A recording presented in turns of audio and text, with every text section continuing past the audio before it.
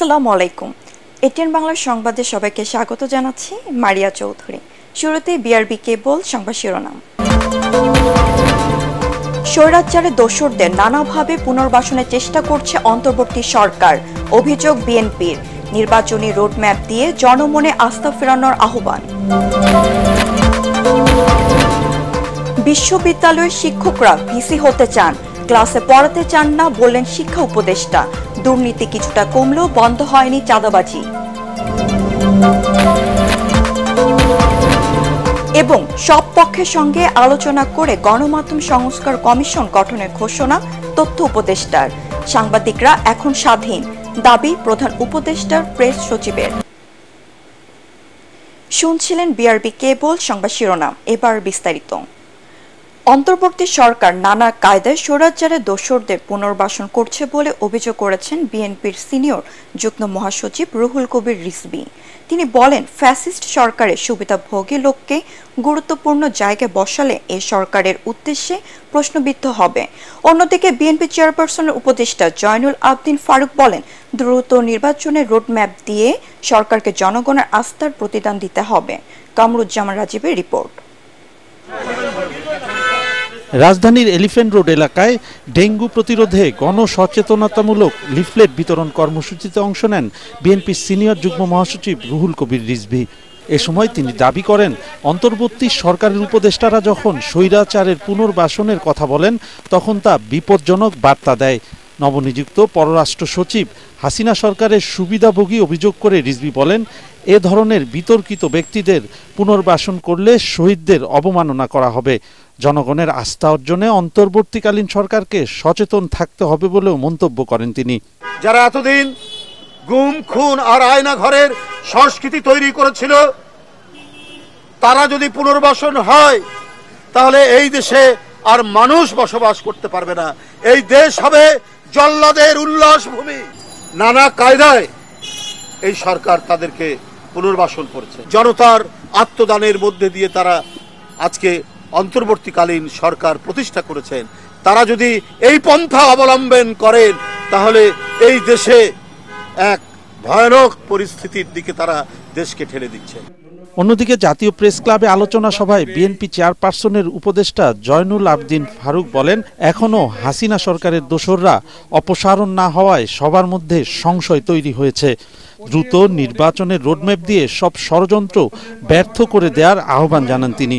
আরেকটি চক্র কাজ করে আপনার এই অন্তর্বর্তী সরকারকে ষড়যন্ত্রের শিকার না হতে হয়, সেদিকে আপনাকে সর্বক্ষণ নজর রাখতে হবে। একটা যৌক্তিক সময়ের মধ্যে একটা নির্বাচনের রোড ম্যাপ দেওয়া উচিত, কারণ এই রোড ম্যাপ দিলেই জনগণ বিশ্বাস করবে এটা 111-এর সরকার নয়, এটা ছাত্র জনতার রক্তের বিনিময়ে অর্জিত সরকার। বিপ্লবের মাধ্যমে আসা সরকারকে কোনোভাবেই ব্যর্থ হতে দেয়া যাবে না বলেও মন্তব্য করেন বিএনপি নেতারা। কামরুজ্জামান রাজীব, এটিএন বাংলা, ঢাকা। বিশ্ববিদ্যালয়ের শিক্ষকরা ভিসি হতে চান, তবে কেউ ক্লাসে পড়াতে চান না বলে ক্ষোভ প্রকাশ করেছেন পরিকল্পনা ও শিক্ষা উপদেষ্টা ডক্টর ওয়াহিদ উদ্দিন মাহমুদ। দুর্নীতি কিছুটা কমলেও চাঁদাবাজি কমেনি বলেও জানান তিনি।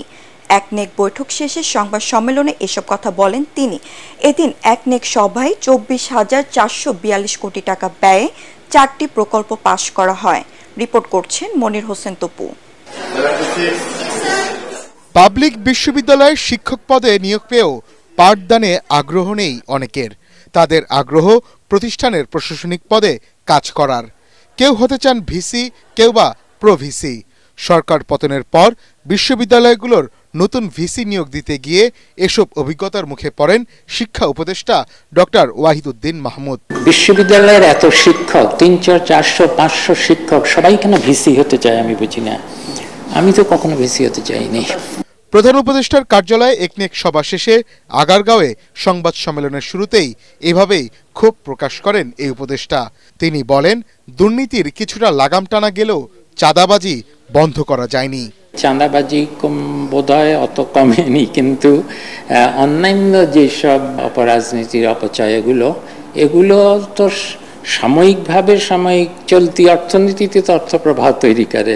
রাজধানীকে বিকেন্দ্রীয়করণ করতে 5,900 কোটি টাকা ব্যয়ে resilient urban and territorial development project এবং 11,560 কোটি টাকা ব্যয়ে কালুরঘাট কর্ণফুলী নদীর উপর কালভার্ট নির্মাণ করে রেল ও যানবাহন চলাচলের ব্যবস্থা করা হবে। একনেক সভায় এই দুটি নতুন প্রকল্প পাশ হয়। এছাড়া 2030 সালের মধ্যে মাতারবাড়িতে গভীর সমুদ্র বন্দর নির্মাণে উদ্যোগ নেওয়া হয়েছে। এ প্রকল্প বাস্তবায়নে জাপানি অর্থায়নকে প্রাধান্য দিবে সরকার বলে জানিয়েছেন পরিকল্পনা উপদেষ্টা। এটা আমরা সাহস করে করলাম এই কারণে যে অনেক দিন ধরে চীন করবে না ভারত করবে নিয়ে বহু টানাপোড়েন চলছিল, কোনো কিছুই হচ্ছিল না। এটা যে কারণে বললাম একটা ভূরাজনৈতিক তাৎপর্যপূর্ণ একটা বড় প্রকল্প। এবং আমরা ভাবলাম যে জাপান কিন্তু একটা দেশ যেটা অত্যন্ত, আমি আগেই বলেছি, খুব সহজ শর্তে ঋণ দেয়। তিনি আরো বলেন, বিভিন্ন প্রকল্পের অর্থায়নে সারা দেশে কতগুলো গাড়ি আছে তার হিসেব নেওয়া হচ্ছে। মনির হোসেন তপু, এটিএন বাংলা, ঢাকা।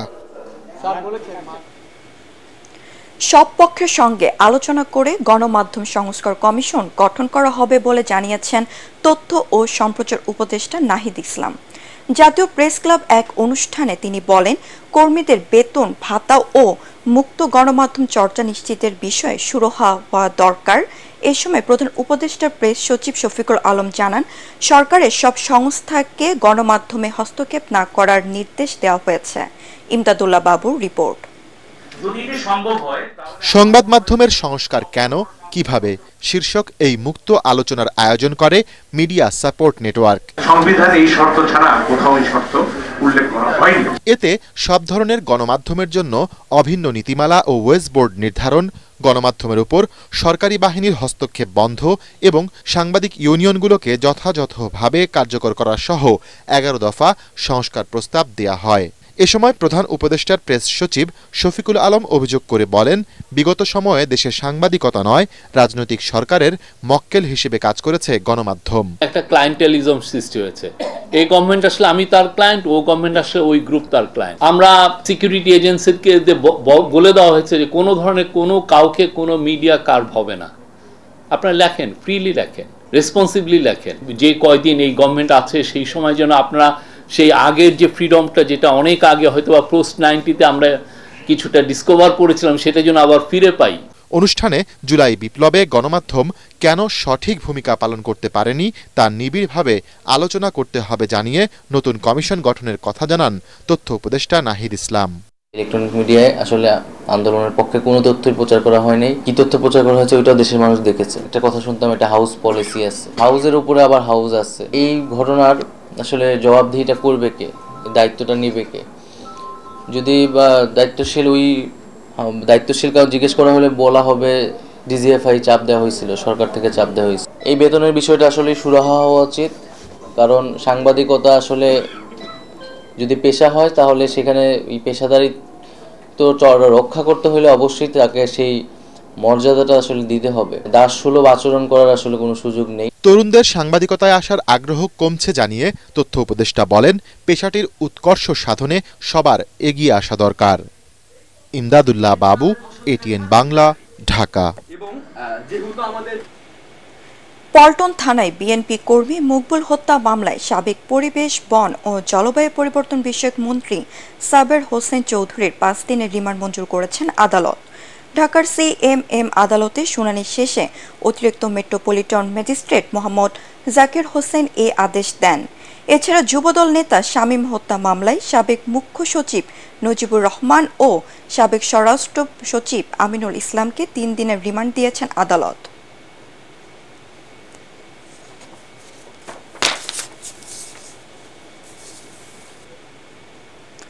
আওয়ামী লীগের আমলে হিন্দু সম্প্রদায়ের মানুষ সবচেয়ে বেশি নির্যাতনের শিকার হয়েছেন বলে অভিযোগ করেছেন বিএনপি চেয়ারপারসনের উপদেষ্টা বীর মুক্তিযোদ্ধা আব্দুস সালাম। রাজধানী লালবাগে একটি কমিউনিটি সেন্টারে সনাতন ধর্মাবলম্বীদের সাথে মতবিনিময় করতে গিয়ে তিনি বলেন, সনাতন ধর্মাবলম্বীদের সম্পত্তি দখল সহ তাদেরকে রাজনৈতিক হাতিয়ার হিসেবে ব্যবহার করেছে আওয়ামী লীগ। দলের ভারপ্রাপ্ত চেয়ারম্যান তারেক রহমানের নির্দেশে উৎসব মুখর পরিবেশে নির্বিঘ্নে পূজা উদযাপনে সনাতন ধর্মাবলম্বীদের পাশে বিএনপি রয়েছে বলে জানান আব্দুস সালাম। স্থানীয় বিএনপি ও অঙ্গ সংগঠনের নেতাকর্মীরা এ সময় উপস্থিত ছিলেন। সবাই মিলে আজকে হিন্দু ভাই বোনদের পাশে আপনারা দাঁড়াবেন। আমরা এই দেশে অরাজকতায় বিশ্বাস করি না, আমরা শান্তিতে বিশ্বাস করি। আমাদের যারা আজকে হিন্দু ভাইয়ের বোনরা যারা আছেন তারা যাতে এই দেশে আমাদের মতো নাগরিক অধিকার আমরা যতটুকু ভোগ করি ততটুকু অধিকার তাদেরও আছে, তারা যাতে সেইভাবে বসবাস করতে পারে। পরিবেশ দূষণ রোধে কঠোর হচ্ছে সরকার। নতুন কোনো ইট ভাটার অনুমোদন দেওয়া হবে না, বন্ধ করে দেওয়া হবে অবৈধ ইট ভাটা, নিষিদ্ধ করা হবে 20 বছরের পুরানো গাড়ি। সচিবালয়ে এসব কথা বলেন পরিবেশ উপদেষ্টা সৈয়দা রেজওয়ানা হাসান। তিনি বলেন, সেন্ট মার্টিন দ্বীপের পরিবেশ রক্ষায় প্লাস্টিকের ব্যবহার বন্ধ, শব্দ দূষণ নিয়ন্ত্রণ ও পর্যটকের সংখ্যা সীমিত করা হবে। তবে রেজিস্ট্রেশন পদ্ধতি চালু হবে কিনা আলোচনা করে সিদ্ধান্ত নেওয়া হবে। রিপোর্টে জানাচ্ছেন মাহবুব কবির চপল। পরিবেশ মন্ত্রীর চেয়ার বদলায়, কিন্তু বদলায় না পরিবেশ দূষণের চিত্র। যে দূষণের জন্য সবচেয়ে বেশি দায়ী করা হচ্ছে ইট ভাটাকে, সেই ইট ভাটা এখন গ্রামে গ্রামে। পরিবেশ অধিদপ্তরের হিসেবে দেশে ইট ভাটার সংখ্যা 7,000, যার অর্ধেকের বেশি অবৈধ। এসব ভাটাতে বছরে 3 কোটি ইট তৈরি হচ্ছে, কিন্তু কৃষি জমির মাটি যাচ্ছে 13 কোটি টন, আর ছড়িয়ে পড়ছে দূষণ। এসব বন্ধে নতুন করে আসার কথা শোনালেন পরিবেশ উপদেষ্টা। নতুন করে আর কোনো ইটভাটার অনুমোদন আমরা দিব না।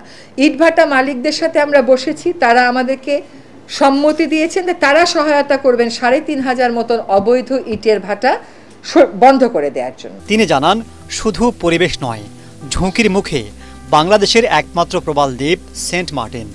গত মৌসুমে সেখানে ঘুরতে যান 2,20,000 পর্যটক।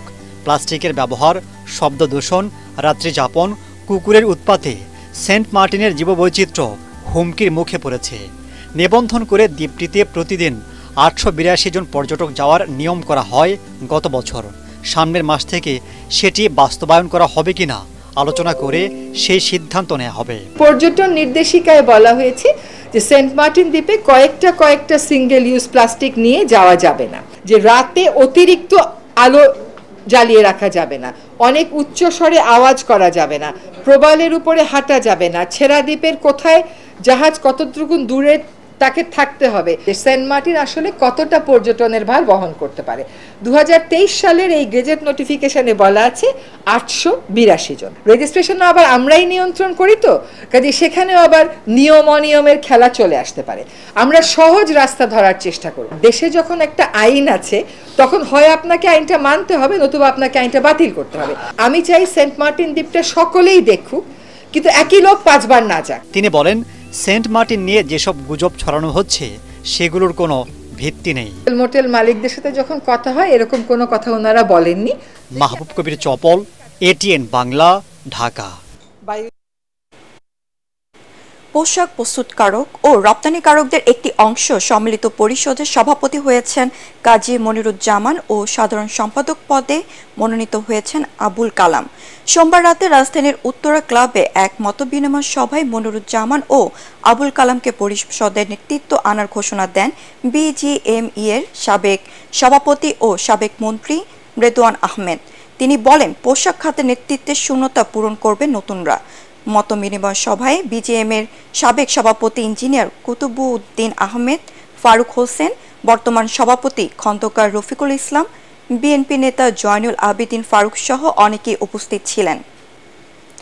দেশের সংবিধান সংশোধন করা অন্তর্বর্তী সরকারের কাজ নয় জানিয়ে সরকারকে তাত্ত্বিক কথা না বলে আইন শৃঙ্খলা পরিস্থিতির উন্নতি ও দ্রব্যমূল্যের ঊর্ধ্বগতি রোধে কার্যকর ব্যবস্থা নেওয়ার তাগিদ দিয়েছেন বক্তারা।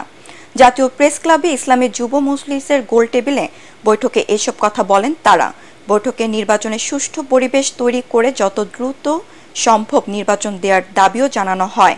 খেলাফত মজলিসের মহাসচিব ডক্টর আহমদ আব্দুল কাদের, জামাতের ইসলামীর সহকারী সেক্রেটারি জেনারেল এহসান মাহবুব জুবায়ের ও জাগবা সভাপতি রাশেদ প্রধান এতে অন্যান্যদের মধ্যে বক্তব্য রাখেন।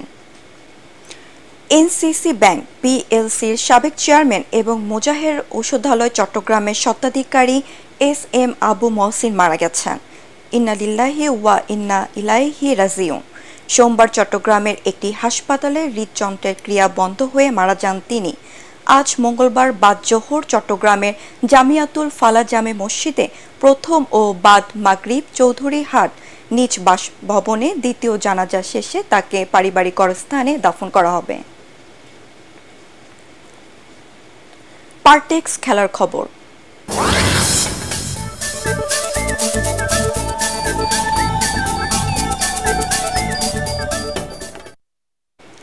ভারতের বিপক্ষে সিরিজের দ্বিতীয় টি-20 ম্যাচ খেলতে গোয়ালিয়র থেকে দিল্লিতে পৌঁছেছে বাংলাদেশ ক্রিকেট দল।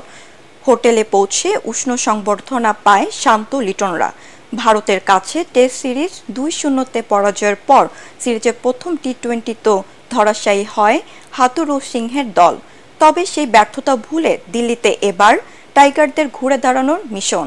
আজ রাত 7:30টায় স্বাগতিকদের মুখোমুখি হবে বাংলাদেশ।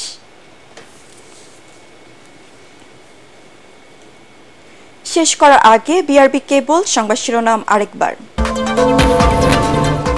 অধ্যাপক আলী রিয়াজকে প্রধান করে 9 সদস্যের সংবিধান সংস্কার কমিশন গঠন। প্রজ্ঞাপন জারি। 90 দিনের মধ্যে প্রতিবেদন জমা দেওয়ার নির্দেশ। স্বৈরাচারের দোসরদের নানাভাবে পুনর্বাসনের চেষ্টা করছে অন্তর্বর্তী সরকার। অভিযোগ বিএনপির। নির্বাচনী রোডম্যাপ নিয়ে জনমনে আস্থা ফেরানোর আহ্বান। বিশ্ববিদ্যালয়ের শিক্ষকরা ভিসি হতে চান, ক্লাসে পড়াতে চান না বললেন শিক্ষা উপদেষ্টা। দুর্নীতি কিছুটা কমলেও বন্ধ হয়নি চাঁদাবাজি। এবং সব পক্ষের সঙ্গে আলোচনা করে গণমাধ্যম সংস্কার কমিশন গঠনের ঘোষণা তথ্য উপদেষ্টার। সাংবাদিকরা এখন স্বাধীন, দাবি প্রধান উপদেষ্টার প্রেস সচিবের। পরবর্তী সংবাদ দেখার আমন্ত্রণ জানিয়ে এখনকার মতো শেষ করছি। এটিএন বাংলার সংবাদ ইউটিউবে দেখতে ব্রাউজ করুন youtube/ATN বাংলা নিউজ। ধন্যবাদ সবাইকে।